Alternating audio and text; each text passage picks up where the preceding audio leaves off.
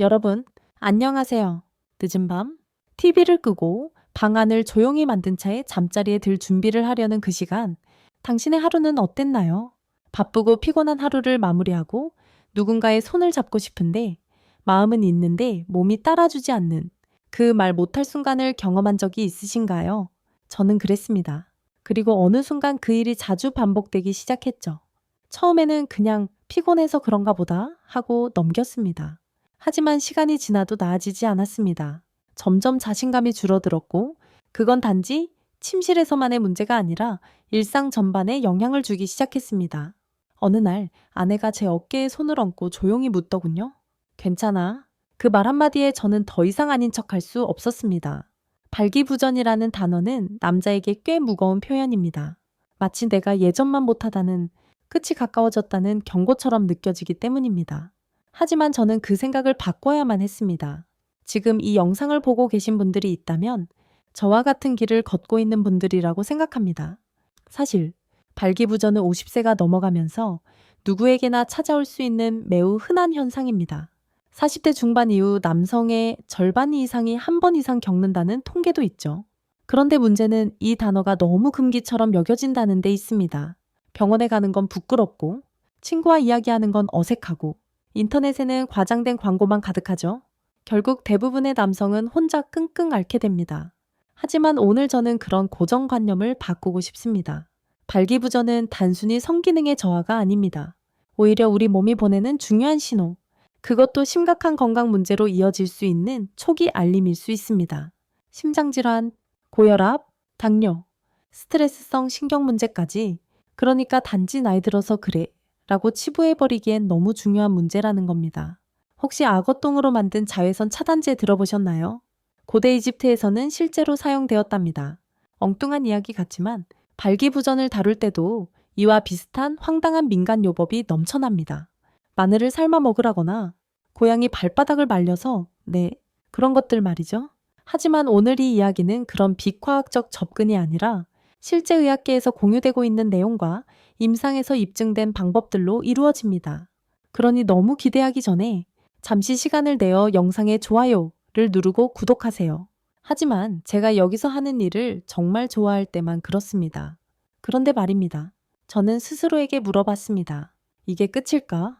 나는 그냥 점점 약해지는 걸 받아들여야 하는 걸까? 결론은 아니오였습니다. 몸은 아직도 우리 편에 있습니다. 그리고 저는 그것을 다시 믿기로 했습니다. 지금이 그때입니다. 불을 끄고 편안한 소리를 들으며 선풍기를 켜고 오늘 밤 여행을 시작하세요. 발기부전이라는 말에서 벗어나 몸과 마음의 회복을 위한 여정을 함께 떠나보는 거죠. 그 시작은 바로 이 자리입니다. 아무 소리도 들리지 않지만 사실 몸은 계속해서 무언가를 말하고 있었습니다. 심장이 콩닥거리거나 머리가 띵하거나 아니면 아주 단순히 예전처럼 발기가 잘 안 되는 순간들. 이건 단지 침실 속의 사적인 민망함이 아니라 우리 몸이 보내는 조용하지만 강력한 구조 요청일 수 있습니다. 의학계에서는 이런 표현이 있습니다. 발기부전은 심혈관 질환의 조용한 경고음이다. 한 대학병원의 순환기내과 교수님은 공개 강연에서 이렇게 말했습니다. 음경의 혈관은 몸에서 가장 가늘고 섬세하기 때문에 전체 순환계에서 문제가 생기면 가장 먼저 반응하는 부위입니다. 그러니까 아무 증상 없이도 그곳에 문제가 생기기 시작하면 심장이나 뇌 같은 더 중요한 기관도 이미 영향을 받고 있을 가능성이 있다는 뜻이죠. 들어본 적 있나요? 어떤 40대 남성이 단지 발기력 저하로 병원을 찾았다가 정밀 검사 끝에 조기 심근경색 소견을 받은 사례. 그 사람은 겉보기에 완벽하게 건강했습니다. 체형도 날씬하고 담배도 피우지 않고 혈압도 정상이었죠. 그런데 그 발기부전은 사실 그의 혈관이 점점 좁아지고 있다는 확실한 신호였습니다. 가만히 생각해보면 이건 아주 논리적인 과정입니다. 피가 잘 안 흐르면 발기도 안 됩니다. 피는 심장에서 시작해 온몸으로 돌고 다시 돌아옵니다. 그런데 그 도중 음경으로 가는 가느다란 혈관이 막힌다면 다른 모든 건 멀쩡해 보여도 그 부위는 제일 먼저 영향을 받게 되겠죠. 이 이야기를 처음 들었을 때 저는 등줄기에 식은땀이 났습니다. 단순히 요즘은 좀 자신감이 없네라고 넘기던 그 순간들이 사실 내 심장이나 뇌가 나 좀 봐줘라고 외치고 있었던 건 아닐까 하는 생각이 들었거든요. 하지만 문제는 대부분의 사람들이 이 신호를 무시한다는 겁니다. 아니, 무시라기보다는 몰라서입니다. 아마 여러분도 그랬을 겁니다. 저도 그랬고요. 그냥 스트레스 때문이겠지. 나이 들어서 당연하지. 며칠 쉬면 괜찮아질 거야 같은 말들로 스스로를 위로하고 넘어갔습니다. 이게 왜 위험한가 하면요. 진짜 위험한 심장질환. 뇌혈관 질환은 보통 아무 경고 없이 찾아온다는 점입니다. 그런데 이 발기부전이야말로 그나마 선제적으로 우리에게 알려주는 알람인 겁니다. 심장마비가 오기 전에, 뇌출혈이 오기 전에 말이죠. 놀라운 사실은 이 조기 신호를 제대로 알아챈 사람들은 병을 미리 진단하고 치료할 수 있는 기회를 얻게 된다는 겁니다. 그리고 많은 경우 적절한 생활 습관 개선만으로도 충분히 회복할 수 있다는 점이죠. 생각해 보세요. 자동차가 시동이 안 걸릴 때 우리는 보통 배터리부터 확인합니다. 그런데 몸이 반응하지 않을 땐 그냥 나이 탓을 하며 넘겨버립니다. 이건 흔한 실수입니다. 그리고 그 대가는 종종 너무 큽니다. 그러니 지금 이 순간 스스로에게 이렇게 물어보세요. 내가 놓치고 있는 몸의 경고는 없을까? 발기부전은 부끄러운 일이 아니라 오히려 감사해야 할 일일 수도 있습니다. 덕분에 우리는 더 큰 문제를 피할 기회를 얻은 거니까요. 이제 조금씩 몸의 말에 귀를 기울이기 시작해야 합니다. 그리고 그 말들이 들리기 시작했다면 더 이상 미루지 말고 응답해야 할 시간입니다. 제약회사들은 우리에게 속삭입니다. 단 하나의 알약으로 당신의 모든 고민을 해결해 드릴게요. 그리고 그 파란 약은 진짜로 효과가 있는 듯 보입니다. 적어도 몇 시간 동안은요. 하지만 저는 이렇게 생각하게 되었습니다. 그것이 정말 해결일까요? 처음엔 솔직히 저도 솔깃했습니다. 약국에서 조용히 꺼내든 그 작은 캡슐 하나에 너무 많은 기대를 걸었죠. 하지만 먹을 때마다 마음 한구석은 늘 불안했습니다. 혹시 부작용은 없을까? 언제까지 이걸 계속 먹어야 하지? 혹시 내 몸이 이걸 없으면 더는 반응하지 않는 건 아닐까? 그런 걱정들이 수면 아래에서 계속 일렁였습니다. 그러다 문득 깨달았습니다. 진짜 회복은 외부에서 주입하는 것이 아니라 내 몸 안에서 다시 깨어나야 하는 거라는 사실을요. 우리는 모두 자가 치유 능력을 지닌 놀라운 생명체입니다. 상처가 나도 살이 저절로 붓고 피가 멈추고 감기 하나에도 몸은 스스로 균과 싸워 이겨냅니다. 그렇다면 왜 성기능 회복에 있어서만은 외부의 힘을 빌려야 한다고 생각했을까요? 답은 간단합니다. 우리가 다른 방법을 배우지 못했기 때문입니다. 어릴 때부터 정기적으로 구강 검진을 받고 혈압은 재면서도 성기능 저해에 대해서는 아무도 이야기하지 않았으니까요. 그러다 보니 방법도 모르고 대비도 못하고 결국 약에만 의존하게 되는 겁니다. 하지만 진실은 이렇습니다. 의학계에서는 이미 다양한 연구를 통해 생활 습관 개선만으로도 많은 남성들이 자연스럽게 발기력을 회복할 수 있다는 사실을 밝혀냈습니다. 식단, 운동, 수면, 스트레스 관리, 그리고 아주 약간의 꾸준함. 이 단순한 것들이 모여 약보다 더 깊고 오래가는 효과를 가져온다는 거죠. 제가 한동안 읽고 정리했던 자료 중 하나는 미국 존스 홉킨스 대학에서 발행한 공개 보고서였어요. 거기엔 이렇게 쓰여 있었습니다.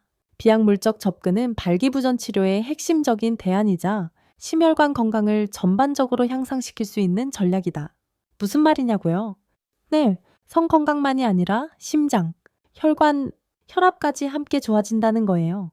아, 그리고 여기서 잠깐, 여러분, 혹시 아기 코끼리가 밧줄에 묶여 도망치지 못하는 이유를 아시나요? 코끼리는 어릴 적부터 발목에 밧줄을 묶입니다. 처음엔 벗어나려 하지만 힘이 부족하죠. 시간이 지나면서 나는 이걸 끊을 수 없다고 믿게 됩니다. 그렇게 자라난 성체 코끼리는 실제로는 쉽게 끊을 수 있는 밧줄 앞에서도 그대로 멈춰 있습니다. 그 밧줄이 아니라 믿음이 그를 잡고 있는 것이죠. 우리도 마찬가지입니다. 우리는 약 없이는 안 될 거라는 믿음에 사로잡혀 있습니다. 하지만 정말 그런가요? 몸을 위한 작은 실천을 시작하면 얼마 지나지 않아 그 믿음이 틀렸다는 걸 깨닫게 됩니다. 저는 이렇게 생각합니다. 약은 도구일 뿐 주인공은 우리 몸입니다. 약이 불편하거나 부담스럽다면 아니면 단순히 자연스러운 회복을 원한다면 선택지는 분명히 있습니다. 이제 약 없이도 내 몸이 다시 깨어나는 방법, 그 가능성의 문을 열어봅시다. 아주 천천히, 그리고 단단하게요. 발기부전을 처음 경험했을 때 저는 솔직히 그렇게 심각하게 여기지 않았습니다. 요즘 일이 많아서 그런가? 술을 좀 줄여야 하나 하고 생각했을 뿐이었죠. 그땐 몰랐습니다. 이 작은 변화가 내 몸 전체에서 무언가 잘못되고 있다는 신호였다는 걸 말이죠. 하지만 우리 대부분은 비슷한 반응을 보입니다. 일시적인 현상이겠지. 요즘 스트레스가 심하니까. 혹은 나도 이제 나이가 있으니까 하며 그냥 넘깁니다. 그렇게 아무 조치도 없이 그냥 기다립니다. 하지만 몸은 기다려주지 않습니다. 조용히, 그러나 확실하게 무너집니다. 그리고 그때가 되면 우리는 비로소 너무 늦었다는 걸 알게 됩니다. 이런 늦은 대응의 배경엔 하나의 고질적인 오해가 있습니다. 바로 발기부전, 탈감야합, 노화라는 단정입니다. 물론 나이가 들수록 성기능이 서서히 약해지는 건 자연스러운 일입니다. 하지만 그것이 문제가 있어도 어쩔 수 없다는 말이 되어선 안 됩니다. 최근 한국남성과학회에서 진행한 조사에 따르면 40대 이하 남성 중에서도 약 35% 이상이 발기 관련 문제를 한 번 이상 겪은 경험이 있다고 응답했습니다. 다시 말해, 이건 단순히 나이의 문제가 아니라는 거죠. 스트레스, 불면, 식습관, 앉아서 보내는 시간, 스마트폰 사용 시간, 그리고 음란물 시청 습관까지 우리가 매일 반복하는 수많은 습관들이 오히려 문제의 중심일 수 있습니다. 예를 들어, 저는 음란물 시청 습관에 무관심했습니다. 그냥 누구나 다 보는 거잖아 라고 생각했죠. 하지만 알고 보니 뇌에서 도파민 분비를 교란시키고 실제 성적 자극에 대한 민감도를 떨어뜨린다는 연구 결과들이 있었어요. 실제로 영국 옥스퍼드 대학의 한 신경과학 연구에서는 반복적인 가상 자극이 현실적 친밀감을 약화시키고 성기능 장애를 유발할 수 있다는 결론을 내렸습니다. 그리고 또 하나, 우리는 나약해졌다는 낙인이 무서워 스스로를 진단하려 하지 않습니다. 부끄럽고 자존심 상하고 괜히 눈치 보이고 병원에 가는 것조차 어려운 이유가 그거죠. 그러다 보니 뭘 어떻게 해야 하는지조차 배우지 못한 채 방치되는 경우가 많습니다. 그러니까 필요한 건 몸을 있는 그대로 인정하는 태도입니다. 문제가 있다면 부끄러운 게 아니라 자연스러운 변화일 뿐이고 그것은 대응할 수 있는 부분이라는 인식의 전환이죠. 노인정에서 만난 72세 김 선생님은 이런 말씀을 하셨어요. 나는 내 건강을 남한테 의지하지 않으려고 해. 매일 내가 해줄 수 있는 걸 스스로 챙기지. 그분은 매일 공원에 가서 30분씩 걷고 식사 시간엔 직접 도시락을 싸오시더군요. 요즘은 괜찮으세요? 하였더니 밤도 괜찮아 하시며 씩 웃으셨습니다. 뭐랄까요? 그 웃음엔 삶을 향한 태도가 그대로 담겨 있었어요. 결국 회복은 오해를 풀면서 시작됩니다. 그리고 오해를 풀기 위해서는 더 이상 몸의 신호를 무시하지 않는 데서 출발해야 합니다. 늦었다고 생각한 그 순간이 사실은 가장 빠른 순간일 수 있으니까요. 한 번은 친한 친구와 술잔을 기울이던 저녁이었습니다. 안주 접시를 사이에 두고 이야기꽃을 피우다가 어쩌다 요즘 잘 안 돼 라는 말이 툭 나왔습니다. 순간 우리는 서로 눈을 피했습니다. 누가 먼저랄 것도 없이 침묵이 흘렀죠. 그 침묵은 단순히 성적인 이야기여서 어색한 게 아니었습니다.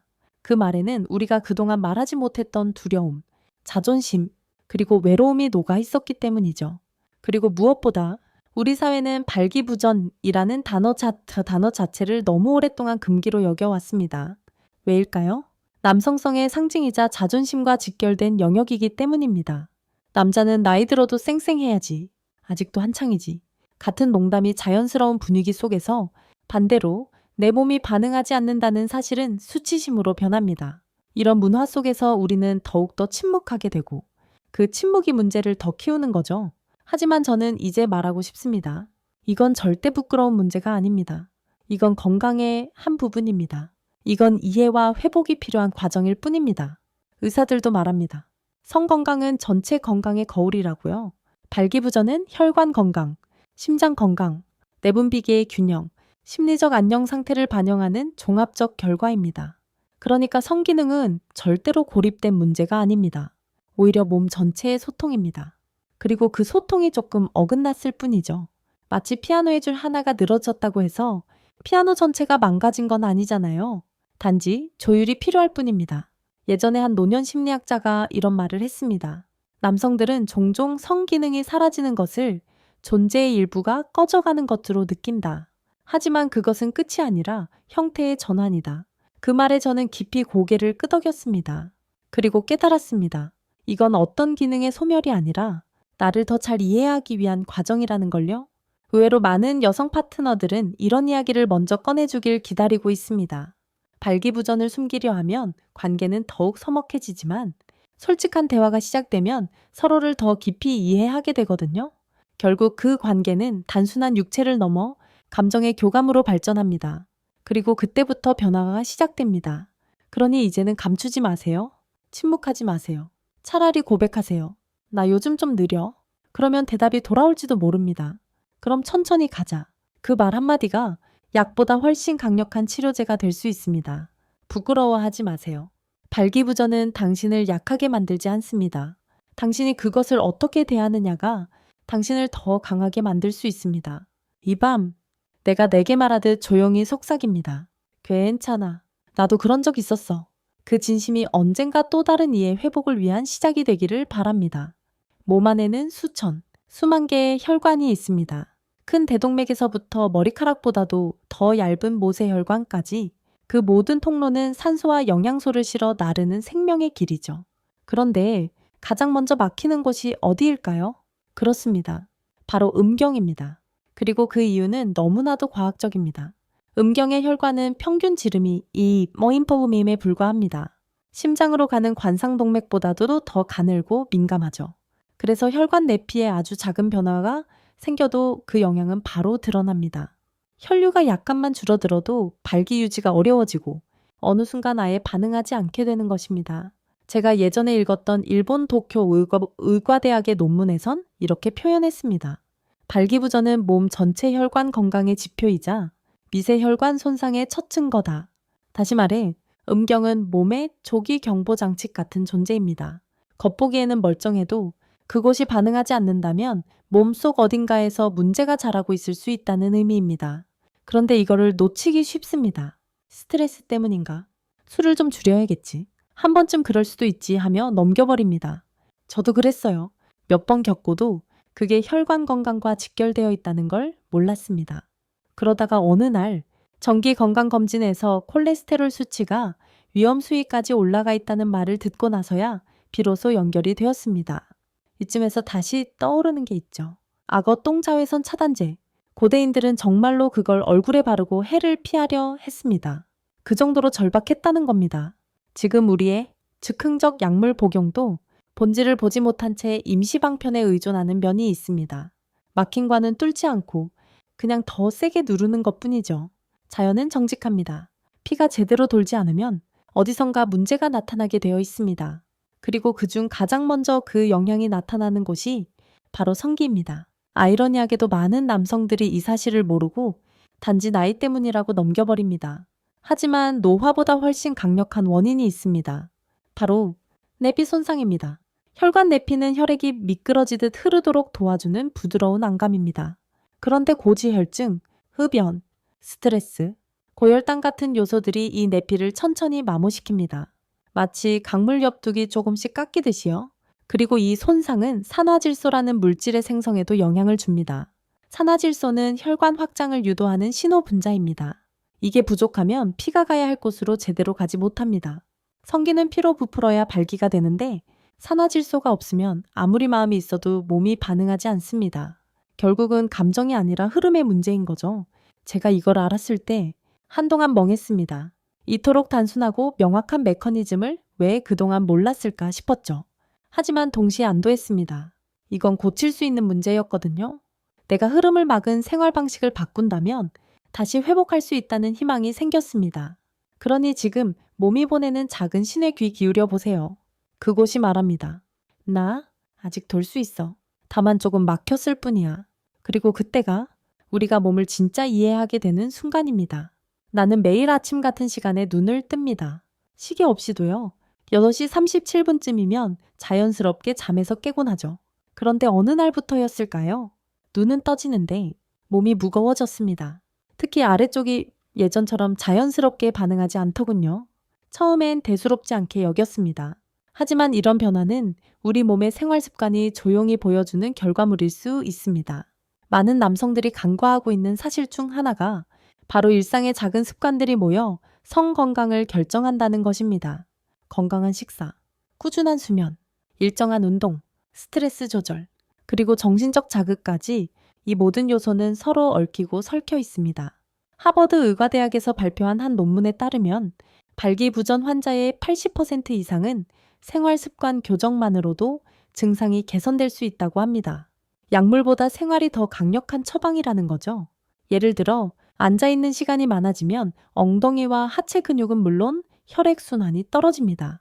그로 인해 하반신으로 가는 혈류가 줄어들고 자연히 성기능에도 영향이 옵니다. 특히 요즘 같은 재택근무 시대에는 하루 종일 의자에 앉아있는 시간이 길어졌습니다. 의자에 앉아있는 시간은 곧 피가 한 곳에 정체되는 시간입니다. 또한 불규칙한 식사도 문제입니다. 늦은 저녁의 폭식, 지나친 탄수화물 섭취, 단 음식에 대한 중독, 이런 식습관은 결국 인슐린 저항성을 불러오고 이는 혈관 내피의 손상을 가속화시킵니다. 결국 혈액순환이 저하되고 성기로 가는 피의 흐름도 약해지는 악순환에 빠지게 되죠.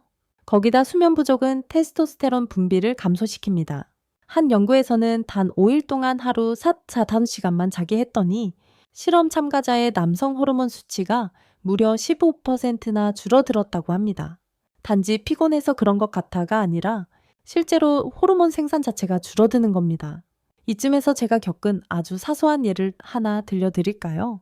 저는 퇴근 후 습관처럼 맥주 한 캔과 함께 야식을 먹는 스타일이었습니다. 그게 나를 위한 작은 보상이라 믿었죠. 그런데 어느 날 친구가 이런 말을 하더군요.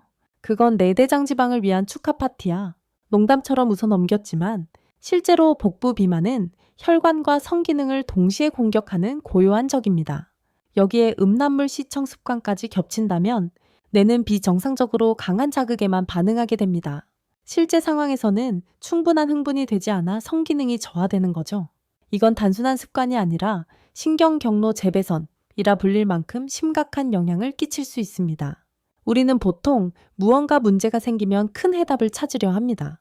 하지만 문제의 시작은 대부분 아주 사소한 반복에서 비롯됩니다. 반대로 여기 회복의 시작도 아주 사소한 선택에서 비롯될 수 있다는 거죠. 물 한 잔을 마시는 시간, 계단을 오르는 습관, 가볍게 산책하는 10분, 야식을 참는 하루, 이런 작은 변화들이 쌓이면 몸은 조용히 반응하기 시작합니다. 몸은 늘 정직합니다. 우리가 어떻게 살고 있는지 그 증거를 가장 먼저 알려주는 것이 바로 성기능입니다. 그러니 이제 그 신호를 무시하지 마세요. 몸은 늘 대답하고 있었고, 다만 우리가 그 언어를 모르고 있었던 것 뿐입니다. 오늘은 왜 안 되지? 스스로를 탓하며 괜히 마음이 조급해졌던 날이 있었습니다.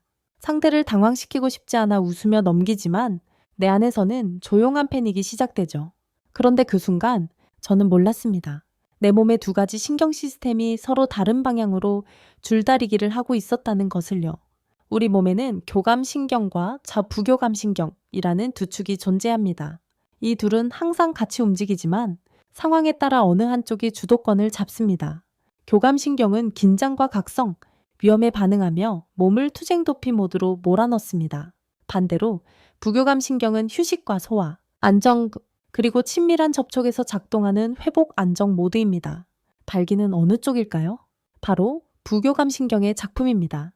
긴장을 내려놓고 마음이 이완되고 몸이 안전하다고 느낄 때 그때야 비로소 혈관은 열리고 혈류는 성기로 몰리기 시작합니다. 그런데 문제는 대부분의 현대 남성들이 거의 항상 교감신경에 지배된 상태라는 것입니다. 업무 스트레스, 불확실한 미래, 가족의 기대, 피로, 걱정, 불면, 심지어 이번엔 잘해야 한다는 마음조차도 교감신경을 자극합니다. 그러니까 발기를 원하면서도 동시에 교감신경을 자극하는 온갖 생각으로 몸을 긴장 모드에 몰아넣고 있는 셈이죠. 피가 돌 틈이 없는 겁니다. 이걸 처음 알게 된 날, 저는 무릎을 탁 쳤습니다. 그동안 왜 그토록 잘하고 싶은 마음이 오히려 몸을 방해했는지 이제야 알겠더라고요. 마음은 원하지만 몸은 지금은 아니야 라고 말하고 있었던 겁니다. 영국 런던 킹스 칼리지의 신경학 연구에 따르면 스트레스 호르몬인 코르티솔이 높은 상태에서는 산화질소의 분비가 억제된다고 합니다. 즉, 긴장하면 산화질소가 줄어들고 그에 따라 발기 기능도 현저히 약화되는 것이죠. 이제야 모든 퍼즐 조각이 맞춰졌습니다. 이것은 능력의 문제가 아니라 신경의 문제였던 겁니다. 그렇다면 해결책은 의외로 간단합니다. 바로 긴장을 풀 수 있는 시간을 만드는 겁니다. 이건 결코 명상 전문가가 되라는 이야기가 아닙니다.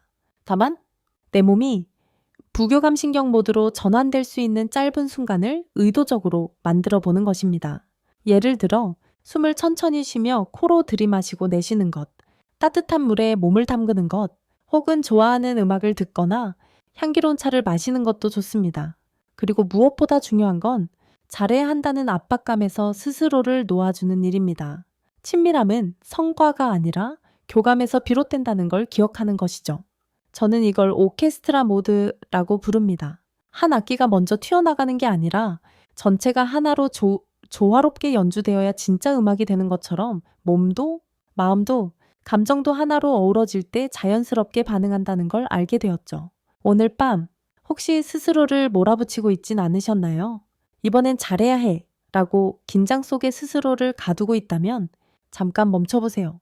이제 그 끈을 조금 느슨히 묶어도 괜찮습니다. 가장 자연스러운 것은 가장 부드러운 상태에서 옵니다. 한밤중에 서울의 도로를 상상해보세요. 차는 드물고 신호등은 대부분 깜빡이는 주황불. 그런데 어디선가 멈춰있던 신호가 초록불로 바뀌며 차들이 부드럽게 출발합니다. 산화질소란 바로 우리 몸속에서 그런 역할을 하는 존재입니다. 보이지 않지만 정확한 타이밍에 등장해 혈관을 확장시키고 피가 원활하게 흐르도록 돕는 말 그대로 생명의 신호등이죠. 산화질소 나이트릭 억사이드 또는 우리 몸이 자연적으로 생성하는 분자입니다. 특히 혈관 내피세포에서 만들어지며 혈관을 이완시켜 혈류량을 늘리는 데 핵심적인 역할을 합니다. 간단히 말해 길을 열어주는 물질인 셈이죠. 이 물질 없이는 혈액이 성기로 충분히 도달하지 못해 발기도 어려워집니다.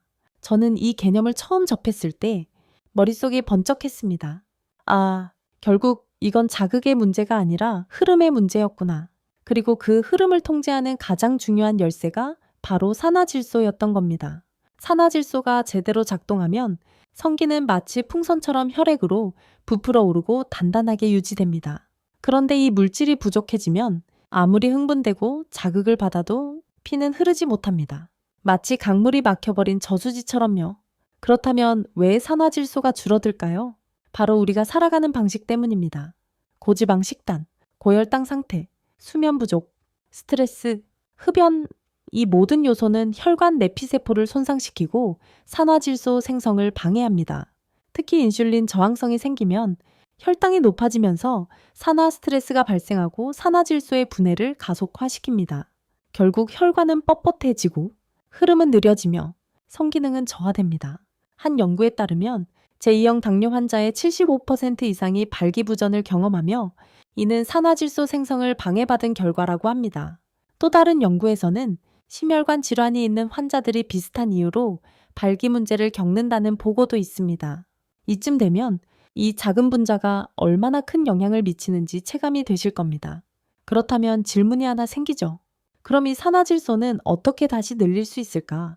다행히도 답은 있다입니다. 그리고 그 방법은 생각보다 간단하고 자연스럽습니다.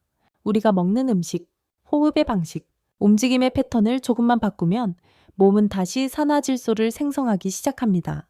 비트, 시금치, 아루굴라루골라, 샐러리 같은 채소는 질산염이 풍부해서 산화질소 생성을 돕고요.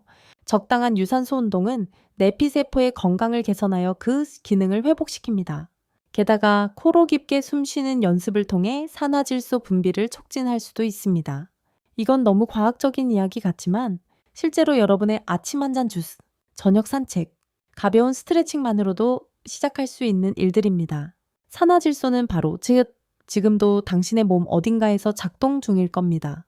단지 우리가 조금 소홀히 했던 탓에 숨죽이고 있었을 뿐이죠. 오늘 밤 아주 조용히 가슴을 만져보세요. 심장이 두근두근 뛰고 있다면 아직 그 흐름은 살아있다는 뜻입니다. 이제는 그 흐름을 다시 자연스럽게 열어줄 차례입니다. 초록불이 켜지기를 기다릴 필요 없습니다. 당신이 직접 버튼을 누를 수 있습니다. 선생님, 이 알약 하나만 먹으면 정말 다시 예전처럼 되나요?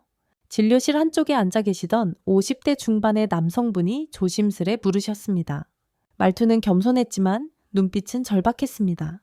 나는 조용히 웃으며 되물었습니다. 그 전에 왜 안 되는지 알고 계신가요?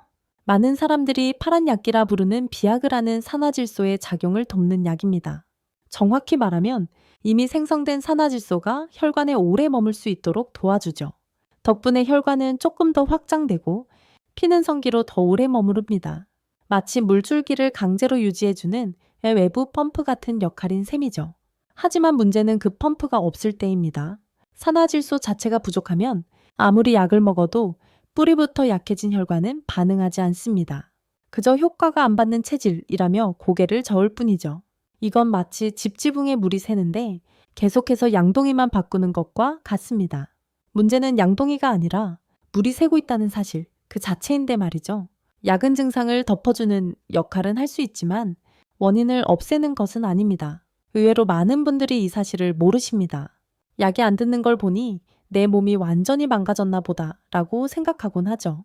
하지만 아닙니다. 당신의 몸은 단지 뿌리 깊은 피로 속에서 잠시 쉬고 있는 것 뿐입니다. 자극이 필요하다기보다 회복이 필요할 때입니다. 그리고 또 하나, 약을 먹는다는 자체가 마음에 압박을 줍니다. 오늘은 꼭 성공해야 한다. 이 알약이 없으면 안 될 텐데 이러한 생각들은 또다시 교감신경을 활성화시키고 몸을 더욱 긴장시킵니다. 그 결과 오히려 약의 효과가 감소하고 점점 더 높은 용량을 원하게 됩니다. 악순환이 시작되는 거죠. 그리고 무엇보다 무서운 건 의존성입니다. 비의학적인 심리적 의존은 이 약 없이는 안 되라는 믿음을 만들고 결국 진짜로 몸은 스스로 반응하는 법을 잊게 됩니다. 이건 단순한 신체 문제를 넘어서 자존감과 자신감의 문제로 확장됩니다. 그럼에도 불구하고 우리는 언제나 빠른 해결책을 원합니다. 하지만 우리 몸은 그렇게 단순하게 설계되지 않았습니다. 회복이란 원래 시간이 걸리는 일입니다. 뿌리부터 천천히 되살아나야 다시는 쓰러지지 않는 법이죠. 그래서 저는 이렇게 권합니다. 약이 필요 없는 몸, 스스로 반응하는 몸, 그 자체를 회복하는 길을 택하라고요. 그건 약 대신 따뜻한 주스 한 잔에서 시작될 수도 있고 잠들기 전 5분의 호흡에서 시작될 수도 있습니다. 또는 오늘 아침 탄수화물 대신 채소를 선택한 그 한 끼에서 시작될 수도 있어요. 단순히 일어나는 것이 아니라 흐르는 것이 되도록 반응하는 몸이 아니라 기억하는 몸이 되도록 우리는 뿌리를 회복할 수 있습니다. 딴딴 그것을 위해서는 우리가 잊고 지냈던 아주 느리고 조용한 언어에 다시 귀를 기울여야 합니다. 그것은 자극이 아니라 돌봄입니다. 그것은 기대가 아니라 이해입니다. 그리고 그 시작은 지금 당신이 이 글을 읽고 있는 이 순간입니다. 한동안 당뇨병은 남의 이야기라고만 생각했습니다. 설탕을 많이 먹지 않으니까 괜찮겠지. 라며 안심했죠. 하지만 내 몸은 조용히 말하고 있었습니다. 아침에 일어나면 몸이 무겁고 식후에는 졸음이 몰려오고 늦은 밤에는 군것질을 참기 힘들고 그리고 무엇보다 발기가 느려지고 있었습니다. 그건 바로 인슐린 저항성이라는 조용한 적이 서서히 자리를 잡고 있다는 증거였습니다. 인슐린은 췌장에서 분비되는 호르몬으로 혈액 속 포도당을 세포로 밀어넣어 에너지로 사용하는 데 필수적인 열쇠입니다. 그런데 인슐린 저항성이 생기면 세포는 점점 그 열쇠를 무시하기 시작하죠. 몸은 문을 열지 않는데 혈당은 계속 높아지고 결국 더 많은 인슐린이 필요해지며 대사 시스템 전체가 혼란에 빠지게 됩니다. 이 혼란은 혈관에 직접적인 손상을 줍니다. 특히 내피세포를 공격해 산화질소 생성을 방해하죠. 그리고 그 결과 피는 흐르지 못하고 발기는 일어나지 않습니다. 문제는 이 인슐린 저항성이 겉으로는 잘 드러나지 않는다는 겁니다. 건강검진 수치가 정상이라고 해도 이미 몸 안에서는 미묘한 변화가 일어나고 있을 수 있죠. 저도 그랬습니다. 공복 혈당은 괜찮았는데 식후 피로가 심해졌고 오후엔 늘 기운이 없고 성생활도 점점 위축되어 갔습니다. 이쯤에서 중요한 사실 하나를 알려드릴게요.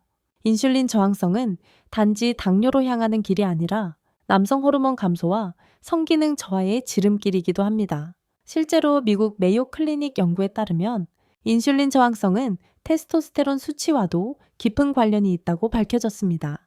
그러니까 지금 내가 느끼는 성기능 저하는 단순히 나이 때문이 아니라 내가 먹는 음식과 움직이지 않는 하루가 만들어낸 생화학적 문제일 수 있다는 겁니다. 그렇다면 이걸 어떻게 되돌릴 수 있을까요? 희망적인 소식은 인슐린 저항성은 되돌릴 수 있는 문제라는 겁니다. 그리고 그 첫걸음은 식단에서 시작됩니다. 우리가 매일 먹는 정제 탄수화물, 흰쌀밥, 밀가루, 설탕이 혈당을 급격히 올리는 주범입니다. 그 대신 혈당을 천천히 올리고 좋은 지방과 식이섬유가 풍부한 식사를 선택해야 합니다. 바로 저탄고지. 또는 로우카브 식단이 그 해답이 될 수 있습니다. 한국식 식단으로도 충분히 가능해요. 흰밥 대신 반 공기 정도로 줄이고 채소나 나물, 구운 생선, 달걀, 김, 두부 같은 음식으로 구성된 식사만으로도 혈당은 눈에 띄게 안정될 수 있습니다.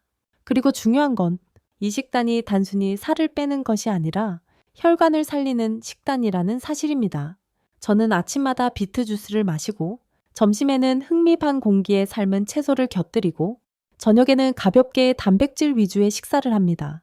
처음엔 약간 힘들었지만 일주일쯤 지나자 확실히 몸이 가벼워졌습니다.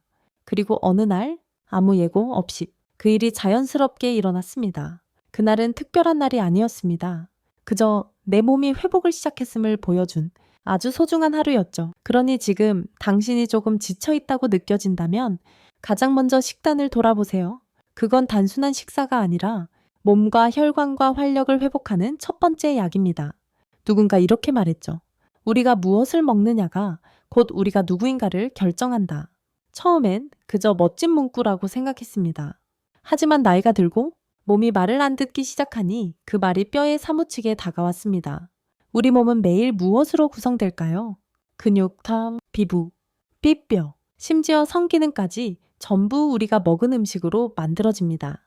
그렇다면 발기부전 역시 식단과 무관하지 않다는 건 너무도 당연한 이치겠죠.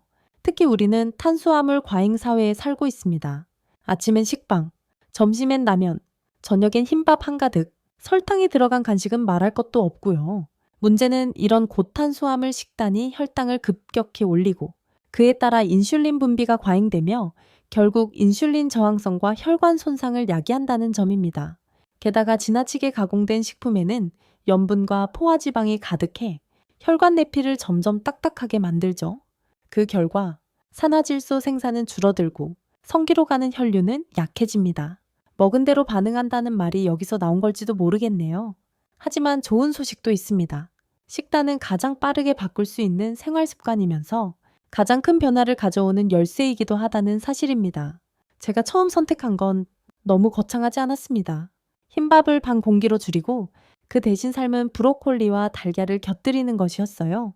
김치는 설탕이 적게 들어간 전통식으로 바꾸고 국은 맑은 미역국이나 북엇국으로 대신했습니다. 물론 처음엔 입이 심심하고 뭔가 부족하다는 느낌도 들었습니다. 하지만 5일만 지나면 몸이 먼저 반응하기 시작합니다. 배가 더부룩하지 않고 식후 졸음이 줄어들고 아침에 일어나기 쉬워집니다. 그리고 어느 날 문득 거울 속 얼굴빛이 맑아졌다는 걸 느낍니다. 혈관은 보이지 않지만 확실히 좋아지고 있다는 신호죠. 특히 주목해야 할 식재료는 다음과 같습니다. 미트, 천연 질산염이 풍부해 산화질소 생성을 돕고 혈류를 개선합니다. 수박 껍질 흰 부분, 스트롤린이라는 아미노산이 풍부해 혈관 확장에 기여합니다. 샐러리 루꼴라 케일, 녹색잎 채소는 질산염과 항산화제가 풍부해 혈관 건강을 유지시킵니다. 올리브 오일, 견과류, 등푸른 생선, 좋은 지방은 남성 호르몬의 원료가 되며 염증을 줄여줍니다. 이런 재료들로 매일 아침 주스를 만들 수 있습니다. 비트 1개, 수박 흰 부분 1컵, 샐러리 2줄기, 물 150ml를 넣고 갈면 혈류를 깨우는 천연 주스가 완성됩니다. 누군가는 이렇게 말하겠죠. 그거 먹는다고 진짜 나아지겠어? 하지만 저는 말하고 싶습니다. 직접 해보세요. 약은 하루 만에 효과를 주지만 주스는 매일 당신을 바꿉니다. 우리의 식탁 위에는 언제나 두 가지 길이 놓여 있습니다. 하나는 익숙하지만 몸을 무디게 하는 길. 다른 하나는 조금 불편하지만 몸을 살리는 길. 오늘 저녁 당신의 식탁은 어떤 길을 선택할 건가요? 회복은 멀리 있는 게 아닙니다. 지금 당신 앞 그릇 속에 이미 시작되어 있을지 모릅니다. 냉장고 문을 열 때마다 그 안에 보이는 식재료들이 어느 날부터 다르게 보이기 시작했습니다. 전에는 그냥 밑반찬용 채소 혹은 주말장 볼 때 더러운 과일 정도로만 생각했지만 지금은 제 몸을 회복시키는 약통처럼 느껴졌습니다. 그 시작은 아주 단순한 의문이었습니다. 혹시 약 없이도 피를 잘 돌게 할 수 있을까? 그리고 찾은 답이 바로 산화질소 주스였습니다. 제가 매일 아침 만들어 마시는 이 간단한 혼합 음료는 성기능 회복뿐만 아니라 몸 전체의 활력을 깨우는 열쇠가 되었습니다. 필요한 재료는 단 3가지입니다. 수박의 흰 껍질 부분, 우리가 보통 잘라내고 버리는 부분이죠. 하지만 이 하얀 속살에는 시트룰린이라는 아미노산이 풍부하게 들어있습니다. 시트룰린은 체내에서 아르기닌으로 변환되고 결국 산화질소 생성을 촉진합니다. 성기 혈류 개선에 직접적인 효과를 주는 천연 성분인 셈이죠. 레드비트. 비트는 뿌리 채소 중에서도 질산염 함량이 높은 식품입니다. 몸에 들어가면 산화질소로 전환되어 혈관을 이완시키고 혈류를 원활하게 돕습니다. 최근 여러 연구에서 운동 능력 향상과 혈압 안정에 대한 효과도 밝혀졌죠. 하지만 비트는 맛이 독특하기 때문에 처음엔 적은 양부터 시작하는 게 좋습니다. 샐러리 또는 루꼴라, 케일 같은 녹색 잎채소, 이 채소들은 질산염 외에도 항산화 물질이 풍부하여 내피세포를 보호하고 산화질소 분해를 막아줍니다. 또한 몸의 염증을 줄여주고 소화를 돕는 역할도 하죠. 레시피는 간단합니다. 수박 흰 껍질 1컵, 생비트 12개 또는 소량의 비트즙, 샐러리 2줄기 또는 케일 한 줌, 물 150ml, 블렌더에 넣고 갈아주세요. 주석이가 있다면 더욱 좋지만 블렌더만으로도 충분히 만들 수 있습니다. 걸쭉하다면 면포나 채로 걸러내면 부드럽게 마실 수 있어요. 주의할 점은 공복 상태에서 마시는 것이 효과가 좋다는 겁니다. 아침에 일어나자마자 마시면 흡수율이 높고 하루 내내 산화질소 생성이 활발해질 수 있습니다. 정말 이런 걸로 좋아지나요? 라고 묻는 분도 계십니다. 저도 처음엔 반신반의했어요. 하지만 2주쯤 꾸준히 마시자 놀라운 변화가 찾아왔습니다. 몸이 가볍고 눈이 덜 피곤하며 무엇보다 아침에 그 느낌이 다시 살아나기 시작했죠. 무엇보다 이 주스는 부작용이 없습니다. 머리가 아프지도 않고 심장이 두근거리지도 않으며 어떤 약처럼 의존성을 만들지도 않죠. 단지 천천히 하지만 확실하게 몸을 회복시키는 성실한 친구일 뿐입니다. 그리고 이상하게도 매일 이 주스를 마시며 몸을 챙긴다는 그 행위 자체가 제 자신에 대한 신뢰를 회복시켜 주더군요. 이건 단지 혼합 주스가 아닙니다. 이건 나는 나를 돌볼 수 있다는 믿음을 만드는 작지만 강한 의식입니다. 내일 아침 비트를 자르며 이걸 떠올려 보세요. 내 혈관이 살아 움직이고 있다는 사실, 내가 아직도 회복할 수 있는 존재라는 사실, 그리고 내 손으로 그 길을 열어가고 있다는 사실. 하루의 시작이 그렇게 바뀌기만 해도 당신은 이미 절반 이상을 회복한 것입니다. 내가 무언가를 바꾸고 있다는 확신이 든 건 다름 아닌 숨에서였습니다. 숨 쉬는 건 너무 당연한 일이죠. 하지만 그걸 어떻게 쉬는지에 대해 진지하게 생각해 본 적은 거의 없습니다. 그저 살아있다는 증거일 뿐이니까요. 하지만 저는 어느 날 단순한 한 문장을 접하게 됩니다. 코로 천천히 숨을 쉬면 혈관은 웃는다. 이 말에 무언가 꽂혔습니다. 그래서 실험을 해보기로 했죠. 입을 닫고 코로 숨을 들이마시고 잠시 멈췄다가 다시 코로 천천히 내쉬는 것. 아무것도 특별하지 않은 이 단순한 행위가 몸에 어떤 변화를 줄까? 놀랍게도 첫날부터 차이가 느껴졌습니다. 숨이 가라앉으니 마음이 차분해졌습니다. 긴장이 줄어드니 몸이 느슨해졌고 그 여유는 고스란히 그 시간에도 이어졌습니다. 왜일까요? 그 이유는 과학적으로도 설명이 됩니다. 코 안에는 산화질소노를 생성하는 특별한 구조가 있습니다. 코로 호흡을 하면 이 산화질소가 폐로 전달되어 혈관을 확장시키고 산소 공급을 원활하게 도와줍니다. 심장과 성기로 가는 혈류에도 직접적인 영향을 주는 거죠. 반면 입으로 빠르게 숨을 쉬면 이 작용은 무력화됩니다. 호흡은 격해지고 교감신경이 활성화되며 혈압은 올라가고 혈관은 수축합니다. 이 모든 차이가 그저 입이냐 코냐에서 갈리는 겁니다. 이 얼마나 간단하고 놀라운 이야기인가요? 실제로 핀란드의 호흡 연구소에서는 Nasal Breathing Therapy라는 치료법을 도입해 산화질소를 극대화하고 혈압 및 스트레스를 낮추는 실험을 꾸준히 진행하고 있습니다. 그 결과 환자들의 수면질이 향상되고 성기능까지 함께 개선되는 사례들이 보고되었죠. 이제 우리는 선택할 수 있습니다. 오늘 내가 흥분했을 때 숨이 가빠진다면 입으로 빠르게 내뱉는 대신 조용히 입을 다물고 코로 깊이 들이마셔 보세요. 심장이 천천히 뛰고 혈액이 천천히 흘러갑니다. 그게 몸이 성기능을 허락하는 순간입니다. 저는 이걸 잠들기 전 호흡 루틴으로 삼았습니다. 밤에 불을 끄고 침대에 눕기 전 5번의 깊은 코 호흡을 합니다. 들이마시고 잠깐 멈춘 후 내쉬고 그 사이 뇌와 몸은 지금은 안전해 라는 메시지를 주고받습니다. 이건 아무 장비도 필요 없습니다. 비용도 들지 않고 오로지 나의 주도 아래에서 가능한 변화입니다. 그리고 그것이야말로 우리 몸이 가장 좋아하는 리듬입니다. 어느 날 아내가 이런 말을 하더군요. 당신 요즘엔 무언가 달라? 말은 없는데 편안해 보여. 그게 무슨 의미인지 저는 알고 있었습니다. 코로 숨을 쉬는 것만으로도 몸은 더 강해지고 마음은 더 안정되며 성기는 더 자연스럽게 반응할 수 있다는 사실. 그리고 이 모든 시작은 그저 조용히 들이마시는 한숨이었습니다. 지금 당신도 조용히 한 번만 깊게 숨을 쉬어보세요. 어느 날 아침 거울 앞에 섰습니다. 면도하다가 멈췄어요. 문득 내 얼굴이 조금 편안해 보였습니다. 주름은 그대로였지만 뭔가 다르게 보였습니다. 그건 되돌아가는 변화가 아니라 앞으로 나아가는 회복이었습니다. 그리고 그 회복은 거창한 노력에서 시작된 것이 아니었습니다. 작은 선택 하나, 작은 실천 하나, 그게 모여 내 삶을 바꾸기 시작했던 거죠. 그래서 저는 여러분께 이 루틴을 제안합니다. 간단하고 부담 없지만 꾸준히 실행하면 놀라운 회복을 가져올 수 있는 30일 회복 여정입니다. 1주차 시작의 리듬. 매일 아침 주스를 한 잔 마십니다. 비트, 수박 흰 껍질, 샐러리 또는 케일, 물 한 컵을 더해 갈아 마시면 혈류가 눈을 뜨기 시작하죠. 점심과 저녁엔 흰쌀밥을 반 공기로 줄이고 그 자리에 삶은 채소, 달걀, 두부, 구운 생선을 올립니다. 완벽하지 않아도 괜찮아요. 단지 오늘은 조금 덜 일한 선택이 중요합니다. 매일 저녁 산책 20분. 빠르게 걸을 필요 없습니다.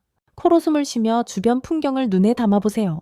당신은 걷는 게 아니라 회복의 물줄기를 따라 흐르고 있는 겁니다. 2주차 익숙함 속의 변화.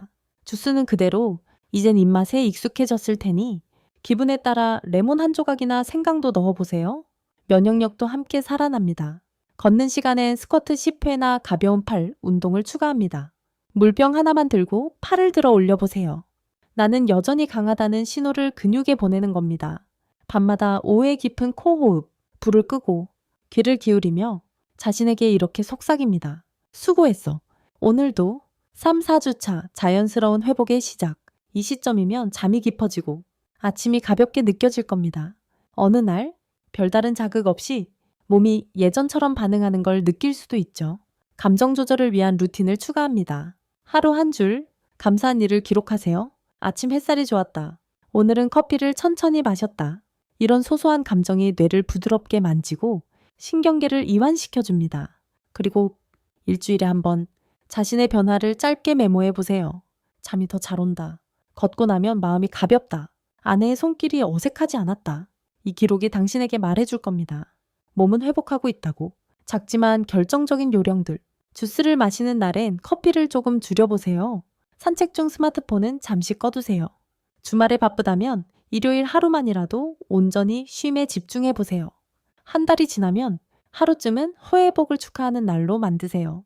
좋아하는 차를 끓이고 따뜻한 물에 손을 담그며 스스로를 칭찬해 주세요. 당신은 약 없이, 기계 없이, 억지 없이 자연스럽게 몸과 다시 연결되었으니까요. 복잡하지 않습니다. 단지 오늘 하루를 조금만 다르게 시작해보는 것, 그리고 그것을 반복하는 것. 마치 강물처럼 조용히 흐르다 보면 어느새 바다에 닿게 되는 거죠. 지금 천천히 눈을 감고 오늘 하루를 되짚어 보세요. 당신이 지금까지 함께 해온 이 여정은 단순한 지식 전달이 아니었습니다. 이건 다시 나를 믿는 방법을 찾는 과정이었죠. 발기부전은 결코 끝이 아니었습니다. 그건 단지 몸이 보내는 부드러운 경고음이었고 우리는 그 경고를 두려워하기보단 따뜻하게 맞아주기로 했습니다. 우리는 배웠습니다.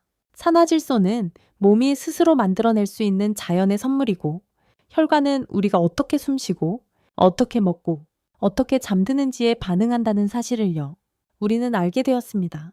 발기는 단순한 기능이 아니라 몸과 마음, 감정과 신경의 조화 속에서 탄생하는 하나의 살아있는 반응이라는 걸요. 우리는 시도했습니다. 주스 한 잔, 천천히 걷기, 조용한 숨, 그리고 무엇보다 조금씩 나를 다시 받아들이는 그 순간들을 혹시 여전히 걱정이 있으시다면 괜찮습니다. 이건 경쟁이 아니라 회복의 리듬이니까요. 몸은 당신의 편입니다. 그저 조금 천천히 다시 그 흐름을 기억할 뿐입니다. 이제 불을 끄고 부드러운 소리에 귀를 기울이며 오늘 밤 당신만의 회복을 시작해보세요. 코로 숨을 들이쉬고 잠시 머물렀다가 코로 천천히 내쉬세요. 당신의 흐름은 다시 깨어날 준비가 되었습니다. 이제 말없이 속삭입니다. 당신은 충분히 잘하고 있고 몸은 이미 당신을 알고 있습니다. 스크립트가 완료되었습니다. 좋은 밤 되세요. 그리고 내일 아침 다시 가볍고 당당하게 눈을 떠주세요.